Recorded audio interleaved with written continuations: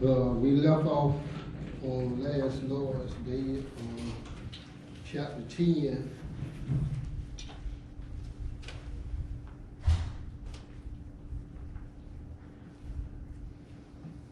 And I got it marked here on verse number 16.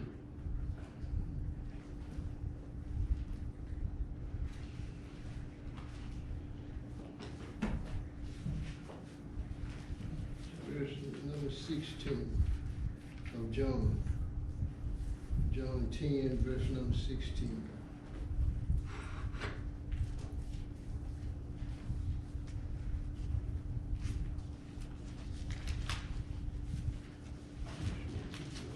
Wait a minute. That's wrong. Y'all forgive me for that.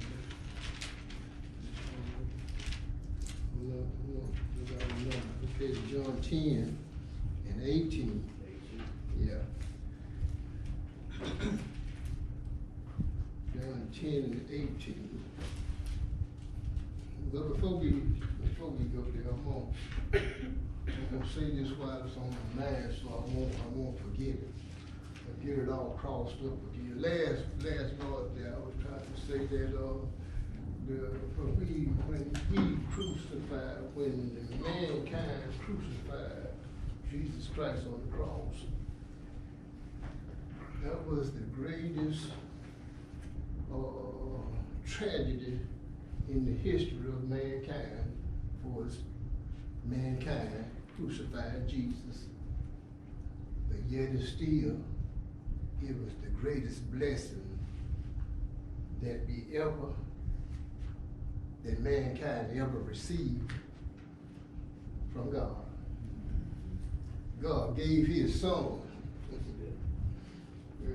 Which one of you would give your son for me? Oh, wretched, no good. I can talk about me. And if you look at you can say the same thing, because none of us no good. God came and he gave his life for us. Go to verse number 17 and we're going to go on from there. It says, therefore doth my Father love me, because I lay down my life that I might take it again. I remember saying something about that last week, that Christ is saying, you're not taking my life. He gave his life freely to us. We were in bad shape. He told Adam and Eve in the garden, don't you eat of that fruit. The day that you eat thereof, you're going to die. And we've been dying ever since then. And let me tell you something. This old body right here, this old fleshly body right here, well, let me tell you something. This thing here give you some aches and pains and stuff like that, and you be trying to get some relief.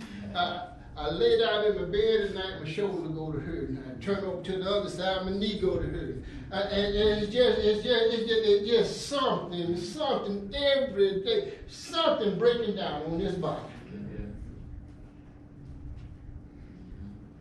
Something breaking down. We can't escape that. And I'm gonna say this while it's on my mind too. We go around here. I'm so glad that the day of this Christmas thing is over, because like you go around, you look at all the lights that people putting up around the house. They got reindeers, and saying that the reindeers can fly. You know that's a lie. But you know what? No, what did God do? God came and he died so that we could be saved from that kind of mess. We say Santa come down the chimney. How? How? I remember growing up from a young boy. I'm gonna stay up. I'm gonna see Santa. I'm gonna see this joke. I'm gonna see him. And then kid told us you see something, he gonna spit in your eyes and all this kind of mess. Why we can't stop telling these lies? Only thing it is, it's a big commercial holiday that cause you to spend more money. You know how I know? Because I used to do it. I would go out and I would spend thousands and thousands of dollars just for that one day. And then I got to struggle to pay that bill off from that point on. And by the right time you get through paying it off, here it come again. We paying for a lot of them. Christ comes to set us free from all this kind of mess. If you want to be free now. But now if you want to hold on to that mess, you can hold on to it. Ain't nothing wrong with buying somebody a gift. Ain't nothing wrong with that. But now all this other mess that they talking about, some of all these lies, Santa Claus is omnipresent. He everywhere. That's a lie. You trying to say he God? That's a lie. I know it's kind of getting off on the level, but this thing here that you know when something goes to bother you, and you got a chance to tell somebody about it, that where it should mean something. I think it's supposed to tell it, even though you ain't trying to hurt nobody. Only thing you trying to do is tell somebody the truth. I know when Brother Nash used to preach about that thing, Thomas they be going out there in the woods and cutting this tree down. Now they got to go and take it. I know it's somewhere in Jeremiah, and they bring it home. They fasten it with nails. Then they decorate it. And the Bible says he can't walk, he can't talk, he can't breathe, he can't do nothing. You worshiping that thing, what you talking about something. This is Christmas. And then they said Jesus is the reason for the season. Jesus is the reason for everything. Not only don't be good to people just because it comes down around time, Christmas time. You be good to people every day. He died for us to set us free from all this kind of mess like this here.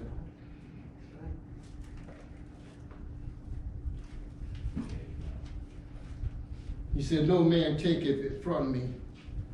Verse number 18. No man taketh it from me, but I lay it down of myself.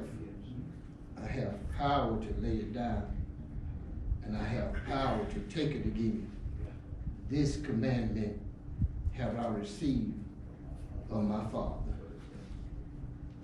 There was a division, therefore, again, among the Jews for these things. You remember in Brother KJ, get in John 2 and 19.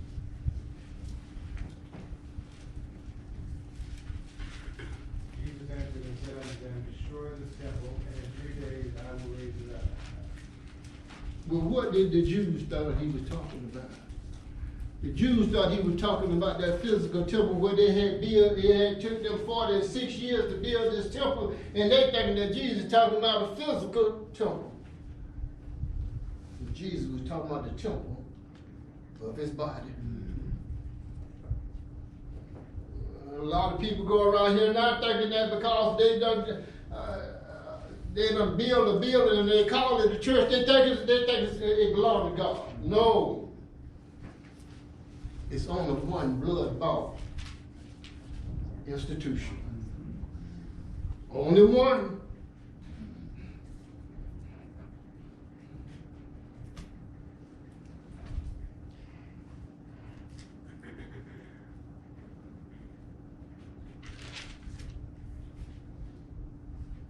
The men of them said, he hath the devil and is mad.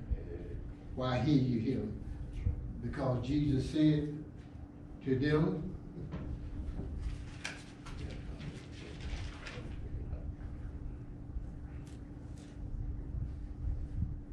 because Jesus said to them, no man taketh his life from him.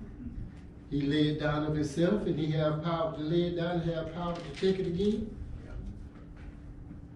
And they saying that Jesus is mad. You know what they tried to say when they said Jesus is mad, don't you? They said, Jesus, you done lost your mind. I looked it up last night and it said suffering from or exhibiting mental disorder. Let me put my glasses on so I can see.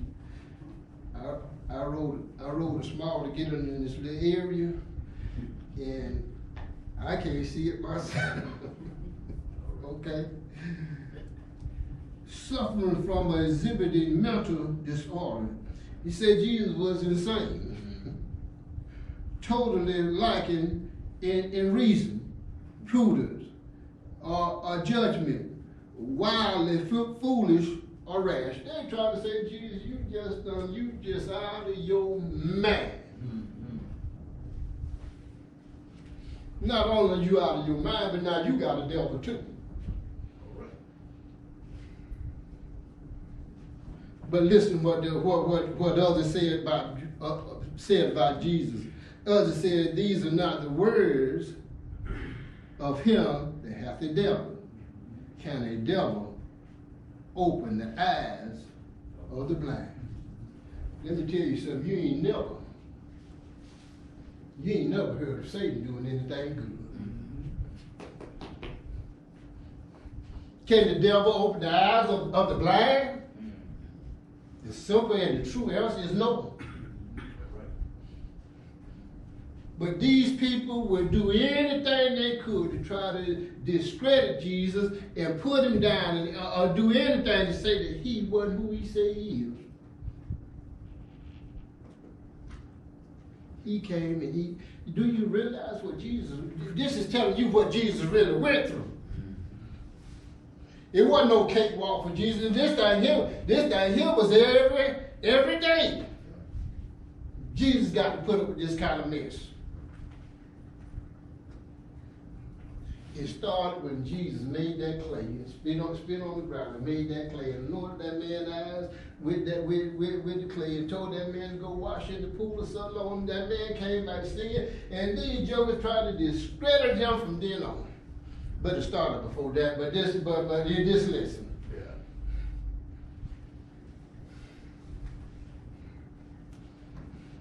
Yeah. You mad, Jesus? You got a devil. But now somebody paying attention. Others said, these are not the words of him that got the devil. Can the devil open the eyes of the blind? And it was at Jerusalem, the feast of the dedication, and it was winter. And Jesus walked in the temple in Solomon's porch.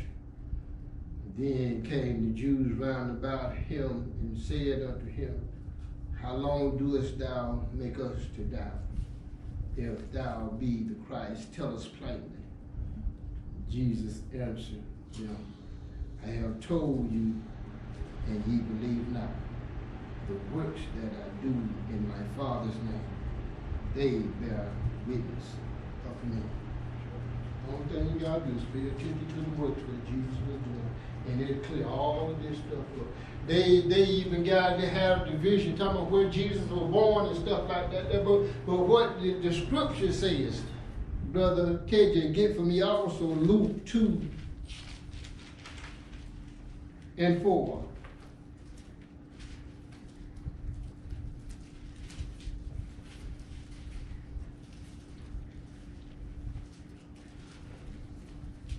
Joseph also went out from Galilee out of the city of Nazareth to Judea to the city of David, which is called Bethlehem. And it was of the house and lineage of David. You finished? Yeah, that's 4, yeah. So where was it?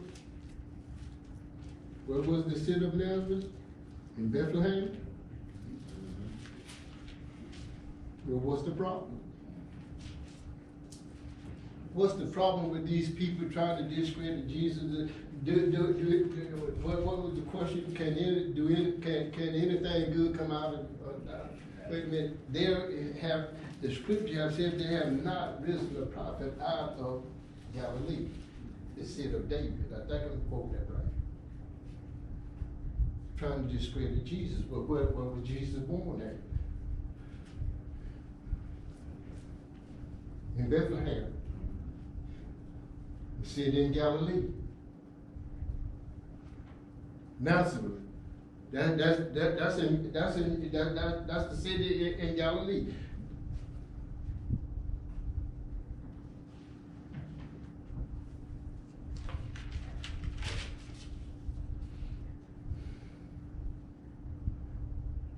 Who was doing anything like Jesus was doing?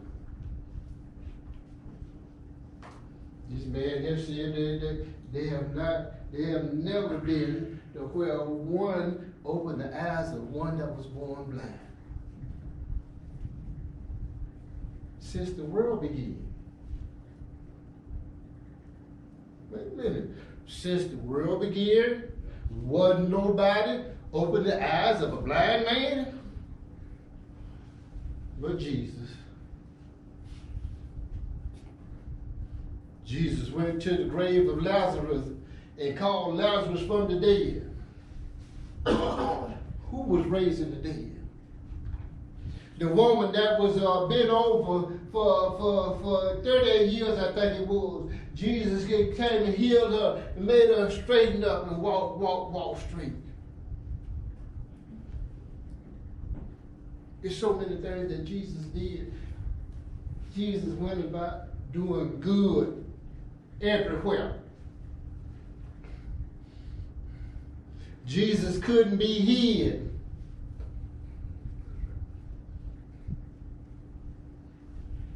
Believe the works.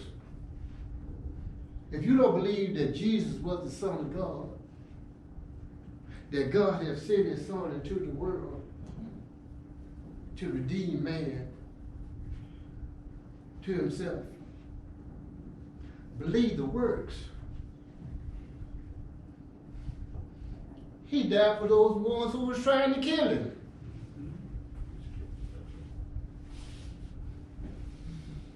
So you know Jesus,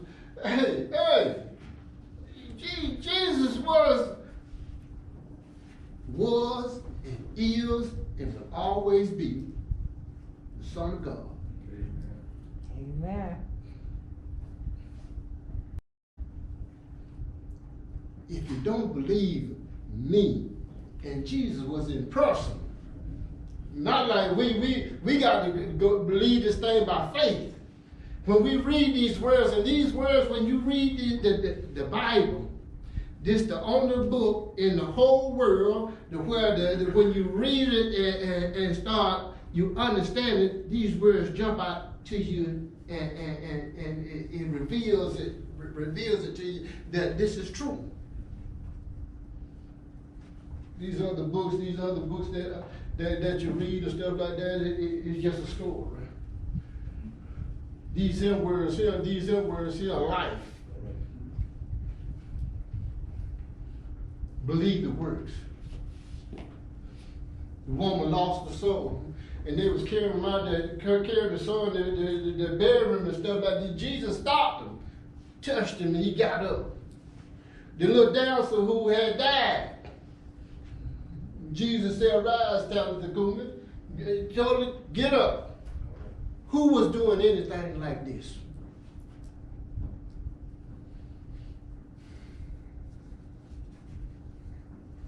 Then we sit around here and just like Brother Nash used to say, these old dust-eyed men. They sit up and tell all of these lies. They tell all of these lies to confuse people and get people going this way and that way instead of going the way that God had told them to go. And this here, we got the written word of God. I ain't gonna sit here and tell you I understand everything I read, because if I tell you that, I'd be lying. But I do. I'm gonna tell you this here. I keep working at it. I keep working at it. When I understand something, just like Brother Jack said, it'd be a light that come on. Bing, bing, bing, bing, bing, bing. It just lights up. You just got to keep at it. And if you read something in there to where you think, well, the Bible, this is a mistake. No, the mistake is in you. The mistake is in you, you don't understand what it's saying. If you rightly divide it, just keep working at it. Believe the works. Believe the works. Help me out, Brother KJ. Give me somebody else that he what else he did. Give me something else. You ain't got nothing in mind. What about Brother William? Give me something else. Something Jesus did? Because I know he did so much. I'm just because the Bible says he did so many things, so many miracles and stuff that he did that they are not written in this book. Jesus did so much that it'd be if everything was written what Jesus did, the world could contain the books that are written. Now, go ahead, Brother William. Peter's mother-in-law. Over fever. Touched her. Brother Anthony Thomas. See that? Brother D. You took mine. Yeah, brother Thomas. But look at all the things. If you don't believe him, and he was in person, believe the works. Believe the works. Jesus came and he proved that he was the Son of God. He proved it. He didn't just come and say, I'm the Son of God and you believe me. No. He came and he proved it. 5,000 men besides women and children. And all of them will feel. And then not only that, you got something left over. I remember the preacher over to the Methodist church saying that when this happened, say that it was other people that was around that brought food in and stuff like this. And no.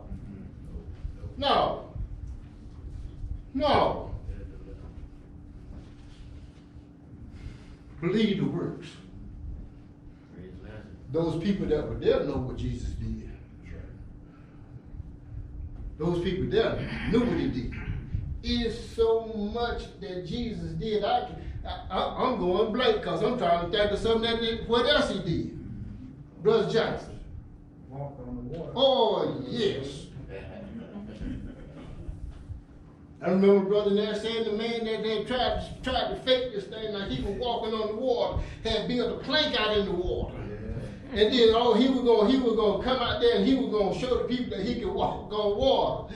But he didn't know that the night before that somebody had came by with a boat and took that plank out. And he went to walk out there. Oh boy. He went to walk out there on that plank and walked off in there. See, these here men got gimmicks. Jesus was who he said he is, the Son of God. Believe the works. Believe the works. He didn't come to play around. He came to do his Father's business. And he did it. He did it. He hung up on that cross. For God so loved the world that he gave his only begotten Son, that whosoever believeth in him should not perish, but have everlasting life. He came and he hung out on the cross for us. He gave his life willingly for every one of us, for the whole world. And we have a choice. We can either choose him, and it ain't number two choices. And number two. That's all it is. Two choices. You're going to choose Christ or you're going to choose on Slewfoot. And Slewfoot is the devil. I say you got two left feet. That's all you got, two choices. Jesus even made devils. He took the devils out of the man and caused them to go into the swine, and the swine had sense enough that, hey, we don't want these things in us. We rather drown ourselves than to have these devils in us. They went and drowned themselves in the water. And they had eyewitnesses of these things what Jesus had done. Don't believe. He said, don't believe me, believe the works. If you don't believe me, believe the works. The works prove that he was and is the Son of God. Amen.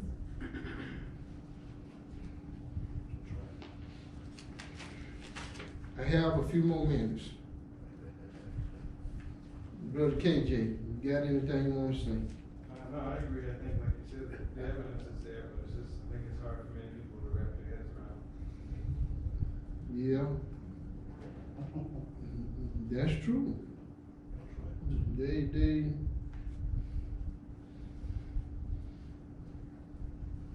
believe, I tell you what, right now in the denomination, they had church services last night, celebrating the Christmas. They're back in service again today. You know they're gonna get their money today, boy. They got their money yesterday. They're gonna get their money again today.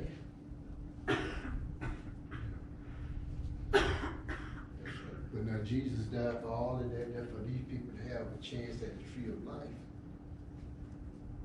So that when you stand before God at the judgment, you can't say, well, God, the preacher told me this and I, no.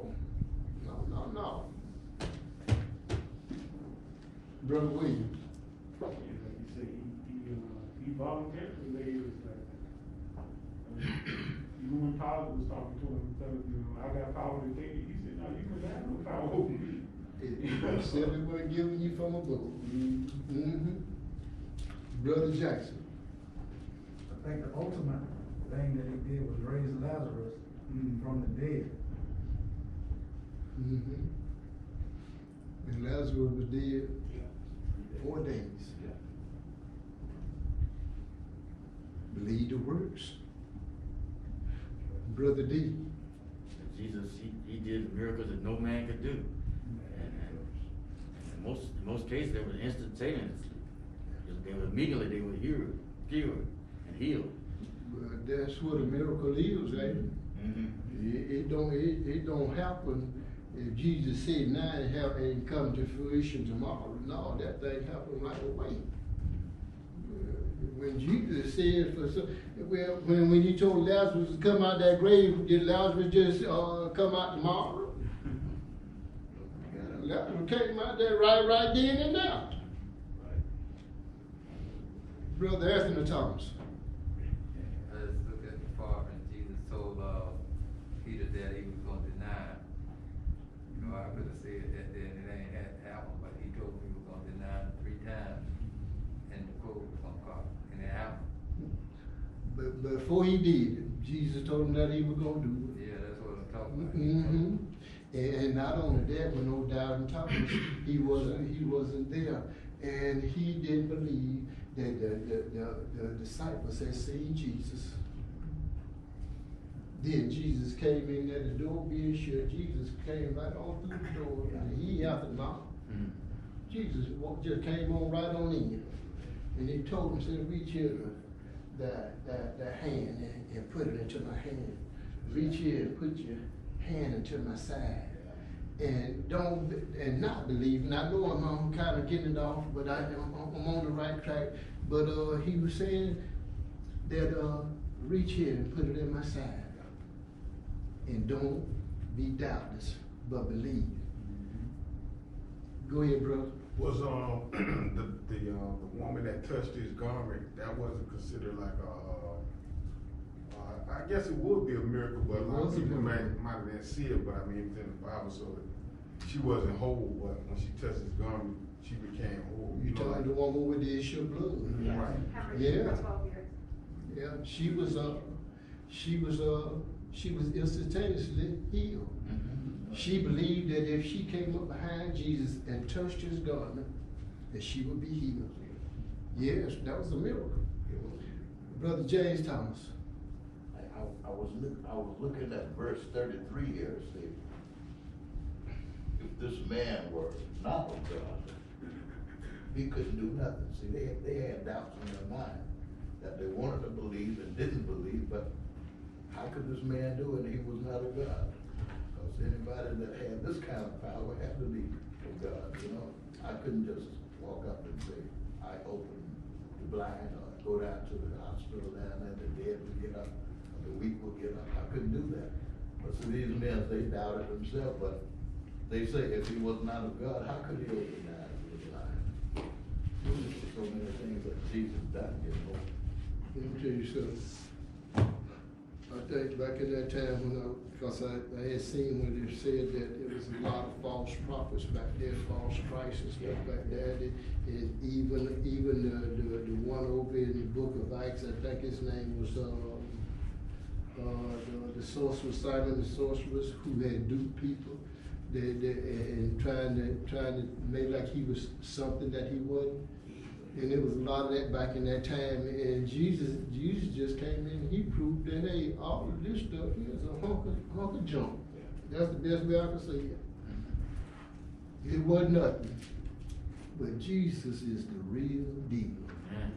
And I ain't gonna say the real deal Holyfield, because he's the real deal. He's the Son of God. And this is my message.